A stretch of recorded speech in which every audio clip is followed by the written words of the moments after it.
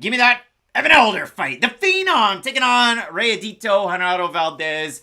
Matt, both these guys looking for their respective first UFC victories. And if you watch Genaro Valdez fight, he goes balls to the wall all the time except for his second round against Natan Levy. We have a just bleed matchup ahead of us, where he looked very, very good. He also got dropped twice in the first round, and they don't count as knockdowns on the UFC site, but if you watched it, he got caught by a check hook. There's mistakes on the site. That Raggedy Andy'd him, and then the second time, he legitimately ate a Heartbreak Kid Sweet Chin Music kick, and it dropped him down. So for Valdez, again, rallies in the second round of that one. In the third round, Levy's going out there, putting on the wrestling shoes. If you watch Valdez's UFC debut, they say he got dropped 4 times. I counted to 6. It was a lot. He got dropped by Matt Frevola 6 ways to Sunday. If you look at it for Evan Elder, short notice debut, up a weight class against Preston Parsons. In that one, got out wrestled by a much bigger fighter. Then his last time out for Evan Elder took on, and it's got to be the Spider-Man meme, sticking them up there, Nazim Sadykhov.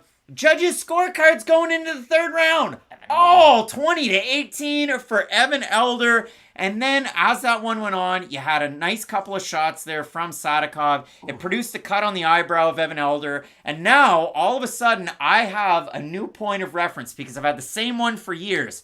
Just like Howley Paiva when he took on Rogerio Bontorin, the eyebrow evaded him, and it was a really gross cut. If Elder could have continued, you know that he would have. If super glue was allowed in the cage, they would have super glued that sucker back up. If puffers were allowed, Craig Hardy would have one more win. Undefeated, brother. But if you look at it for Evan Elder, he faced a poor level competition coming into the UFC, and then all of a sudden, I think he's looked good against, even in a loss to Preston Parsons, he looked good, and against a really good striker in Nazim Sadykhov, who put the pedal to the metal, and you talk about putting Elder on his back foot against the block lines.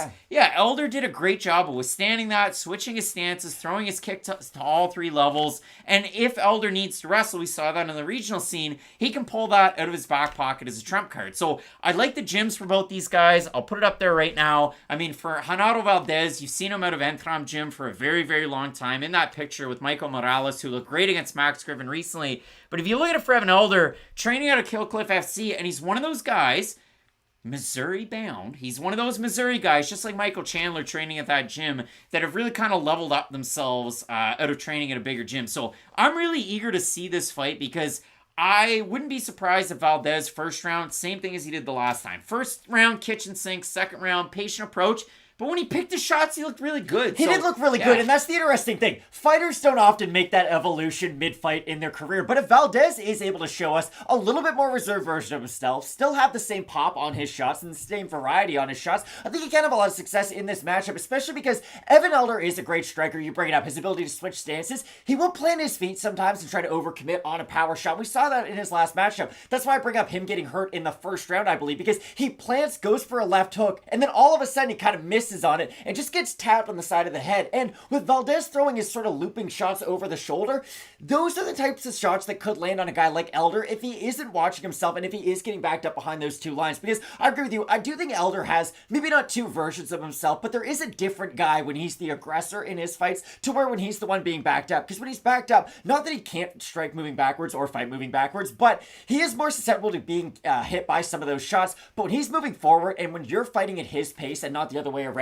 it's a lot to deal with. He's going to go to the body. He's going to make you think about those kicks that you brought up. And that's why I do have a hard time with this match, because even if Valdez goes in there with that kind of kitchen sink approach, like you said, I still think that could get him the win, and I don't often say that in matchups just because if he does burn that hot, he might be able to land one of those big shots early and just not let Elder get into a flow. Well, and that's the thing for Valdez when he's fighting on Dana White's Contender Series against Patrick White. Lost the first round, rallies in the second round. Against Natan Levy, loses the first round, rallies in the second round, loses the third round. So if you do look at this one, I mean, Donnie Dimes is saying, I'll take Elder, just think he's a better fighter. If you watch his last time out, faking or at least going a little bit low, and he'll throw a jab to the body to come up overhand. That overhand right was what landed and dropped Sadykhov in that matchup. So if you do consider for both of these guys, I mean, there's obviously a large margin for each because they both hit so gosh darn hard.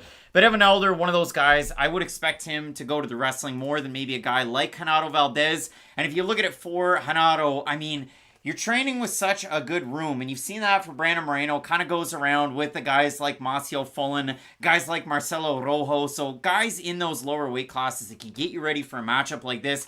Genaro got to the top of the mountain with Lutz.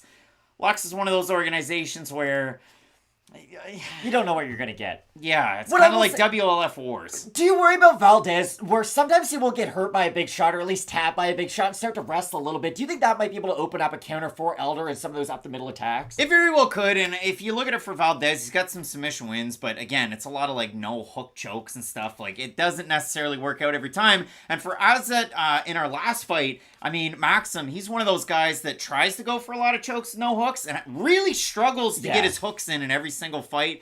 Valdez is one of those guys that's just going to go for broke. He reminds me a little bit of like an AJ Dobson up at middleweight. So if you look at this one, Matt, we have a look at the Topology votes. Surprise to us as they are to you. I'm going to say over under 75% Elder in the matchup. I think they'll be over.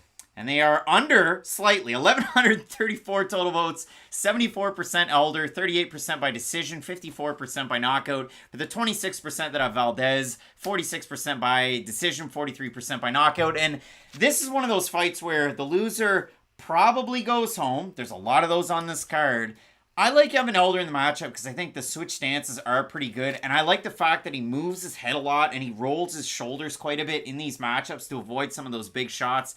Genaro Valdez coming in on that line, coming in on that center and getting hit. I'm going to go with Elder in this matchup for the body and the head approach. I've also got Elder in the matchup, but I just want to highlight, remember what Dana White said right after his last fight? He was like, I didn't like that doctor stoppage. And then he just put all over his Instagram after, oh, that was a real bad cut. I was wrong. Like, yeah, the doctors are there for a reason. They're doctors. I have Evan Elder in the matchup. All right, both of us going with the Phenom, Evan Elder, in the live iteration of Holm versus one Maeda Bueno Silva. So the picks, they're not up there after the fact. You got to tune in for those ones. We got a big-time matchup coming up next. Matt, Jack Della Maddalena taking on Bassil. Hafez. You're not going to want to miss it. Keep it locked in with Fight Night Picks, we always say. Let's get into it.